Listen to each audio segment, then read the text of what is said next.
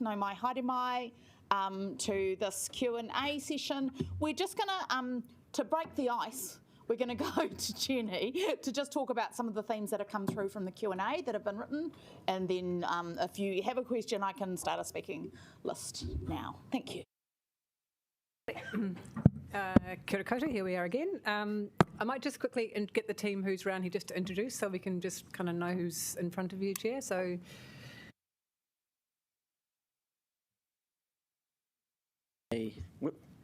My name's Richard Muggleston, and I'm a estimating manager with Bond Construction Management.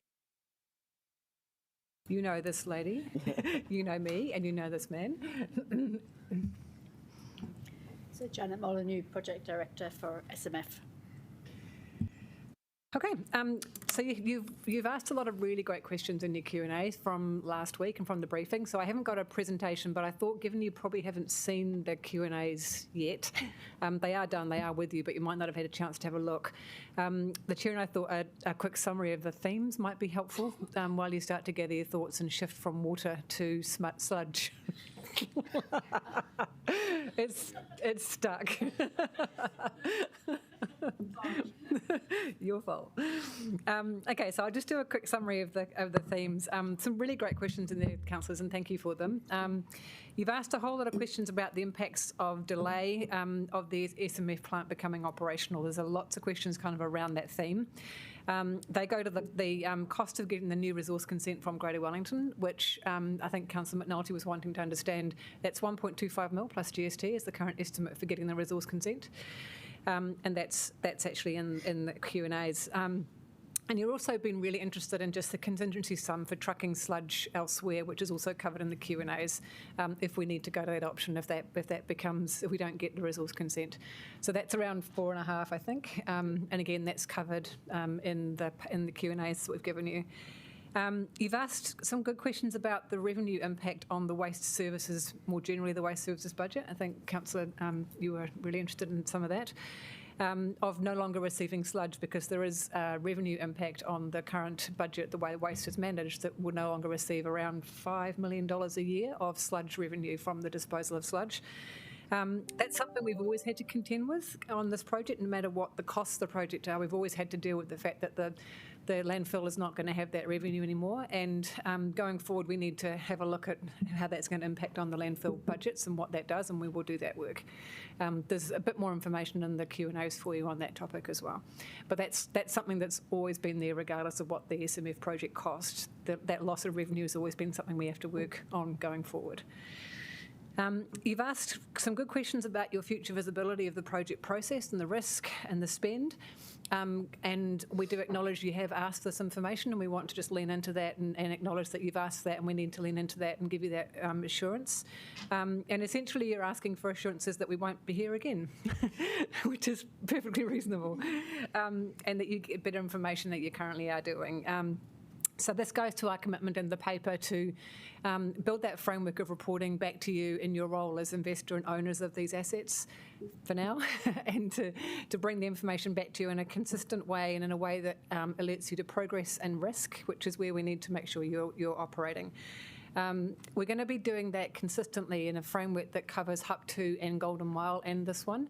So we're just taking a little bit of time to build the frame and build the types of things that we'll report back to you on so it can be predictable for you, as well as making sure the cadence of that reporting is predictable as well, so you can see what we're getting, in addition to your quarterly and annual reporting that you get anyway through Council.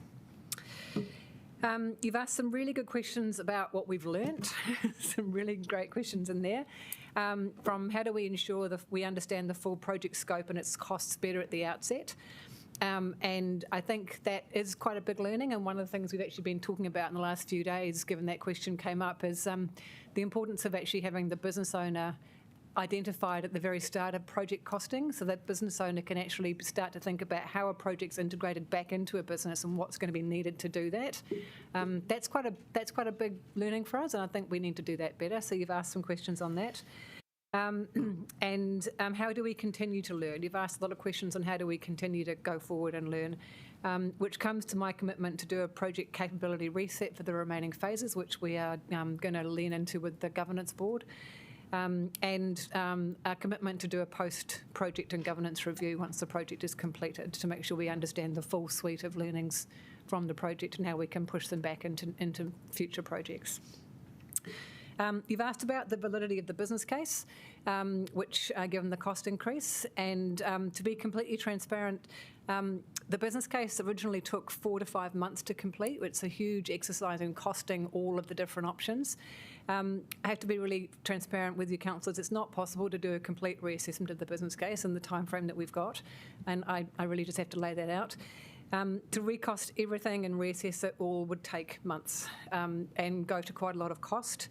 In addition, the context in which the assessment will be done is quite different to the context it was done 3-4 years ago. And so you're not going to be able to compare apples with apples.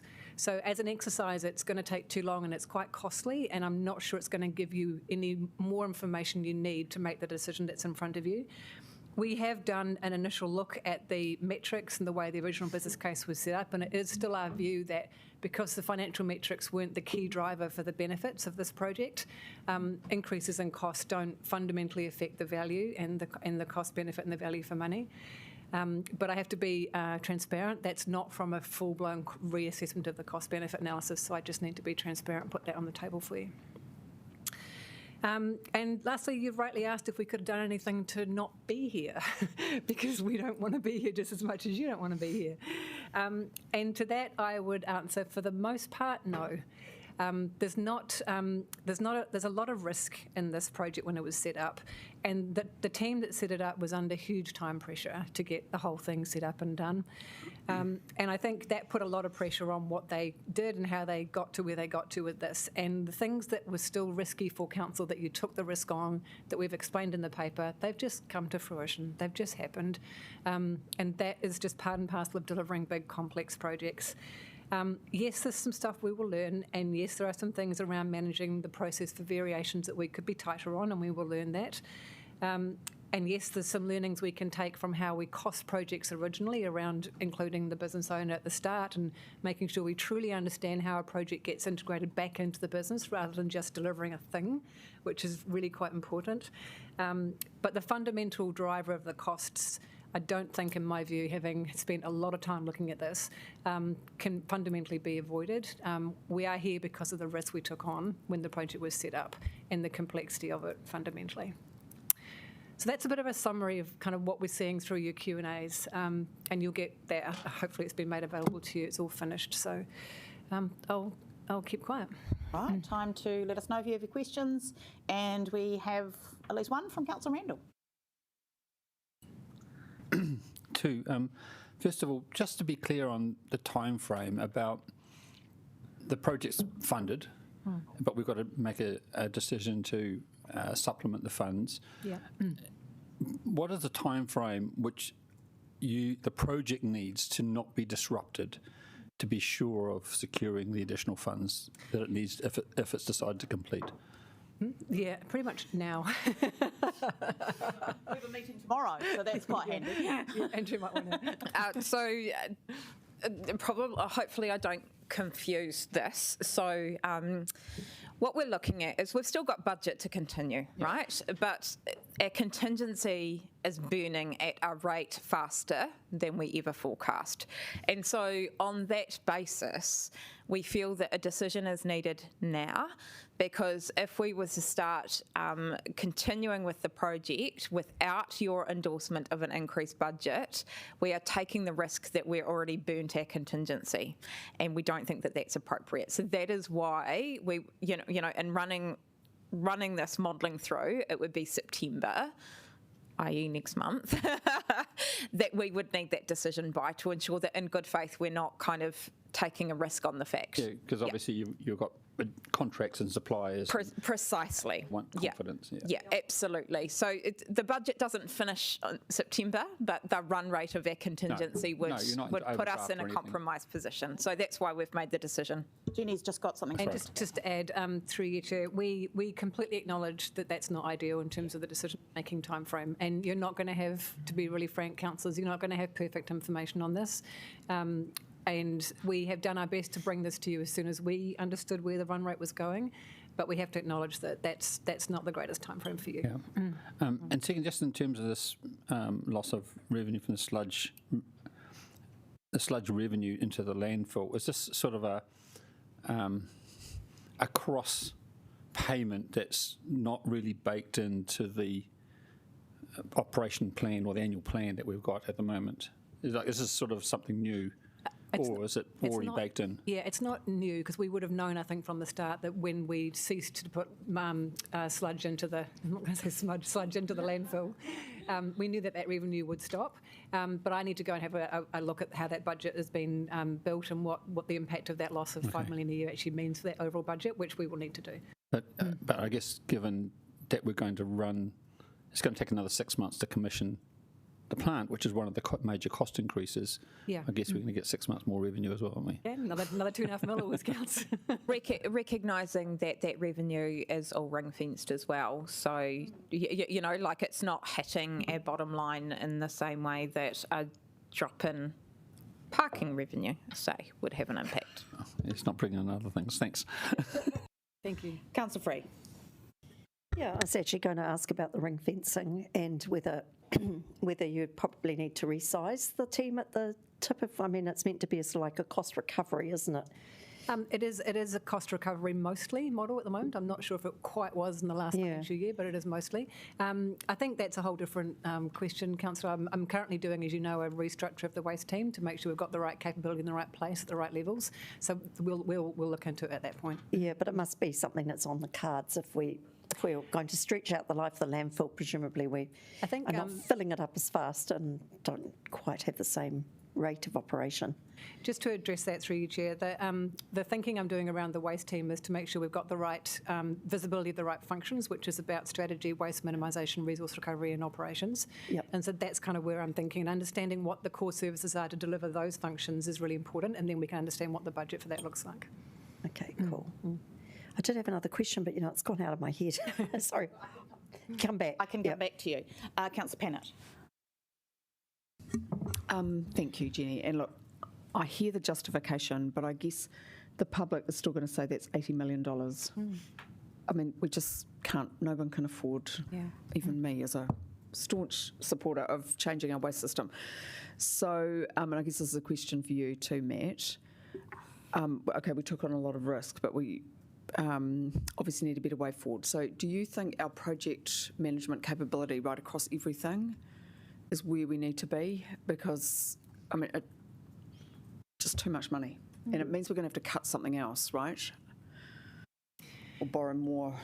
So I can make a comment then maybe through you, Chair. I think, going back to my original comment, this cost increase has been driven by risk, and I'm not sure that massively different project management capability would have changed the risk profile originally of this project.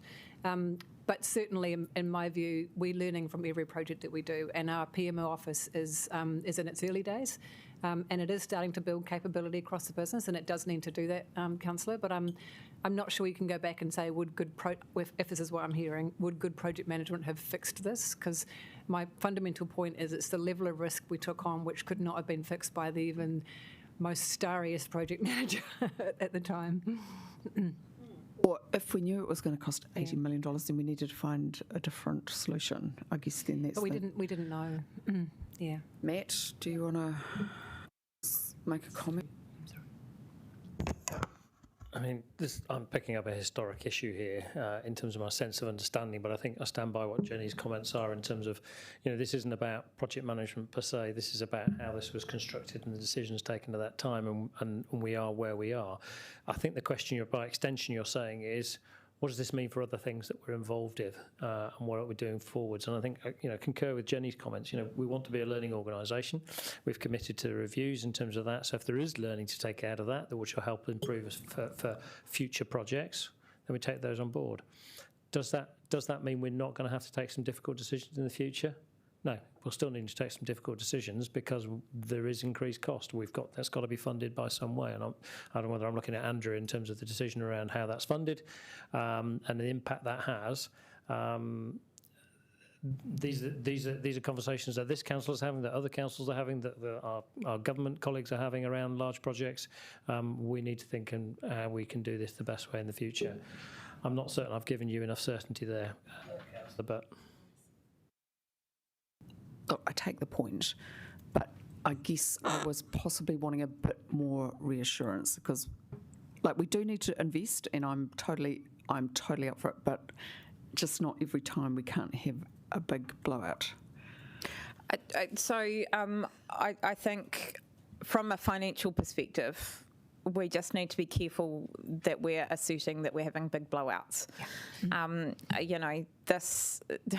We have many projects that come to you on a quarterly basis that have not blown out. And we just need, for many projects, to Matapihi, on time and budget. We are working towards that.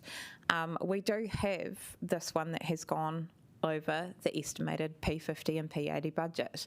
And similarly, we had Town Hall, but by far the majority of our big projects have come in within budget, including Tākina, including Te Matapihi. So we just need to also recognise that when we set these budgets, we sometimes take a risk. And sometimes that risk occurs, like this one. Sometimes it doesn't, and we're able to successfully achieve the budget. There's ups and downs, so there is some that we have successfully delivered. Councillor Free, you remembered. Yeah, I remembered, sorry. I've got a lot on my brain. The thing I was going to ask about was the resource consent. And look, it occurred to me that if we weren't doing this project, we would have to reapply for the resource consent to carry on putting the sludge in the tip. I think so, yeah. So why is it a big deal? Why is it actually costing us?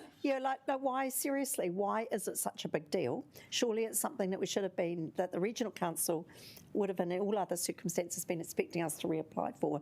So why is it even expensive? And a big deal. Yeah, I think through you, Chair, I think that's just the cost of getting environmental approvals. Okay. They do take a lot. A lot of it's in getting the expert advice we need to back up the application with all the information Greater Wellington's asking for. I know. We've just been doing it anyway, and we're going to do it for a bit longer. I know. We've had Andrew and I had this conversation with the chief executive. I hear you. He's got his job to do as well as we've got our job to do, and sadly, it is the cost of environmental management in New Zealand, I guess, at the moment. If we didn't have the delay, we wouldn't have needed to do it, so we wouldn't put that money into extending the consent unnecessarily or getting a new consent. But because of the delay, but at what point does the delay become material? Is it actually material to what we're doing and to the effect on the tip? Yeah, I really think we need to push on this because if it's millions of dollars and it's red tape, really. It's kind of a waste, especially when we've had a budget blowout in other areas. It's just my opinion. No, I understand. Yeah, I think we are at a point where we do need to get the consent. Do you want to add anything to that? Well, can we get like a Clayton's consent where they just kind of put a sticker over the date or something? So I would. How it works. Just a little bit of fudging, changing a 6 to a 7. I will. Yeah. Through you, Chair, I can take that off. Not a good look, right? No, but I'm just practical. I'm a very practical person. All right, Matt's got his hand up to say something.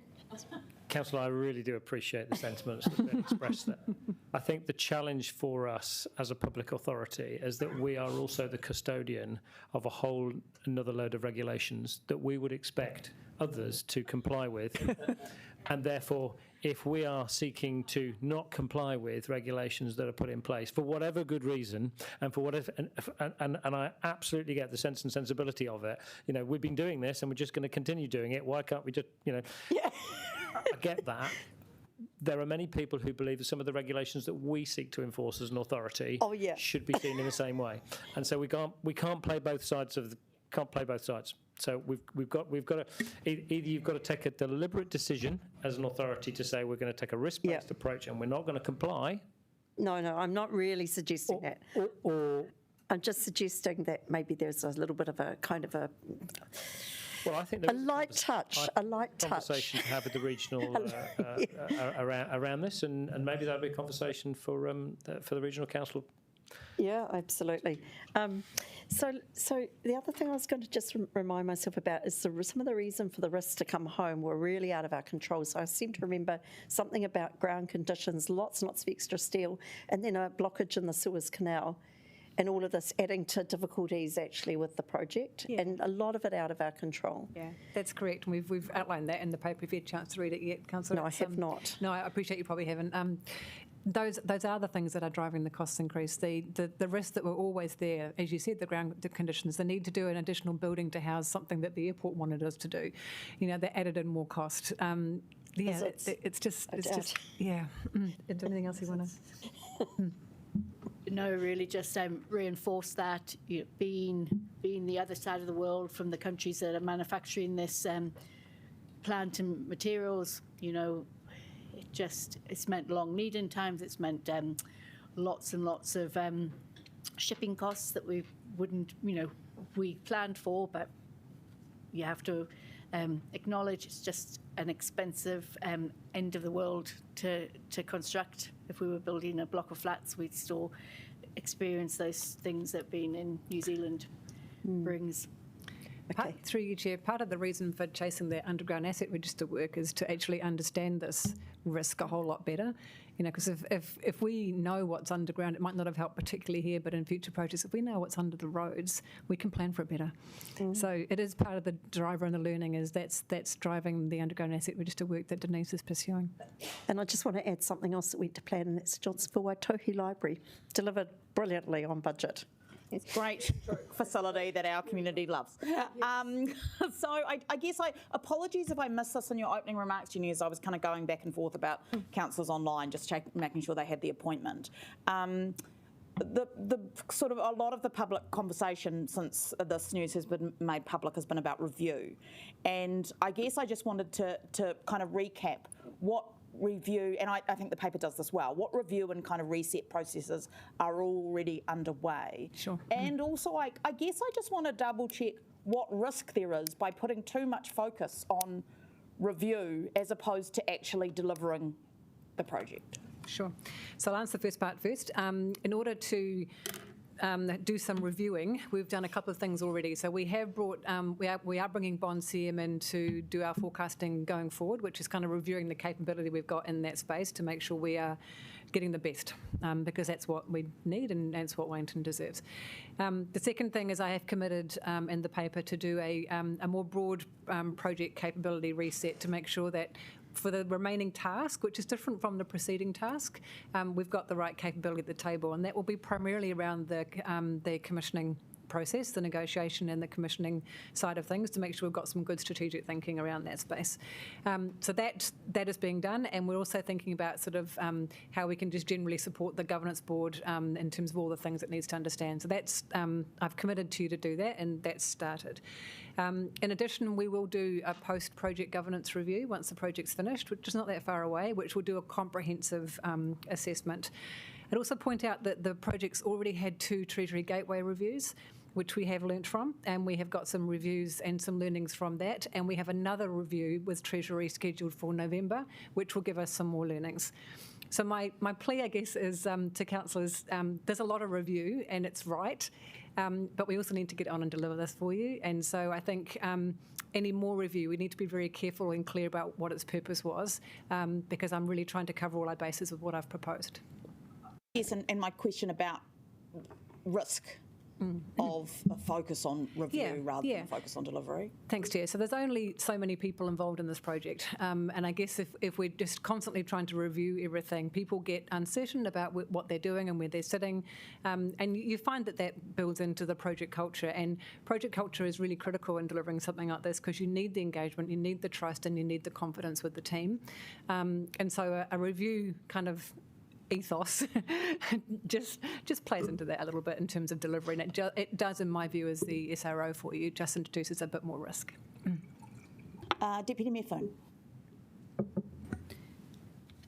So just backing on to what Councillor Matthews was saying on really providing assurance going forward. So thank you, Jenny, for putting these things into action now, but how do we provide assurance to our communities that we've got that we believe we've got this. Right thing. Yeah, great question. So I think through you, Chair, that comes back to my commitment to bring much more deliberate, targeted reporting to Council, recognising your role as asset owner and investor across these enormous projects.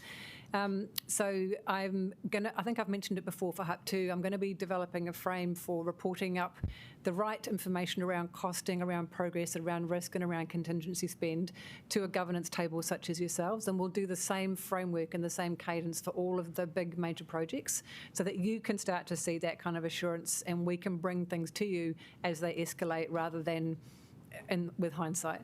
So that's really my suggestion of how I give you better assurance and you get better visibility so you can talk to your community, is just changing the way we bring these conversations to you. So have you got a timeline in mind? Because it's also a win because... We are starting to have that conversation with HUP 2, so it should be, we should be looking at that in the next sort of 4 to 6 weeks in terms of working out what that framework looks like. It'll probably be the new council, and I think Eastland wanted to say something. September? Say it. Thanks. So a revised reporting framework for HUP 2 should be presented in September? But through you, Chair, the point is also that we want it to be consistent for all the major projects so that you're seeing the same types of stuff and it's predictable for you. Yeah. We can test it with HUP 2, see if you like the frame. Okay, thank you. Councillor Rogers, did you have a question? It was really only a question for my own benefit. It was just about reminding me what the cost of borrowing was for the IFF. But Sarah's left and I saw her leave, so that's why I wasn't going to ask it. Anna might know. Anna, do you know? It's about 700 million. It's about 700 million over 430. As a percentage, what was it? I think it was about 8% from memory. No, it was slightly lower than 8. Slightly lower than that. Yeah. We can come back to you. Yeah. Deputy Mayor Phone. This is in the Q&A, but I guess it's more of a, because this is a climate project as well as resilient, does this qualify for a lower lending rate? Should we need to go to a yes, yeah, we could certainly have those conversations with the LGFA if we were to continue to take on the debt. That's absolutely the kind of things that we would be exploring. Absolutely, yeah. Do you have any more questions? Anybody online? I think you did it. You put them all in for the written this time. Well done. Oh, Councillor Randall, I spoke too soon. I guess we're getting ahead of ourselves in terms of the review, but will the review go back and just reassess the options analysis of the original business case, just in terms of saying, did we pick the wrong option, and in terms of the weighting that we put for various elements? I think I can't comment on the scope of the review right now. I hadn't thought it would, but you've put a question into my mind as to whether it should, so I'll have a look at whether or not that's part of the scope. Okay, thank you. Now we're really finished. Thank you very much. We'll see you tomorrow.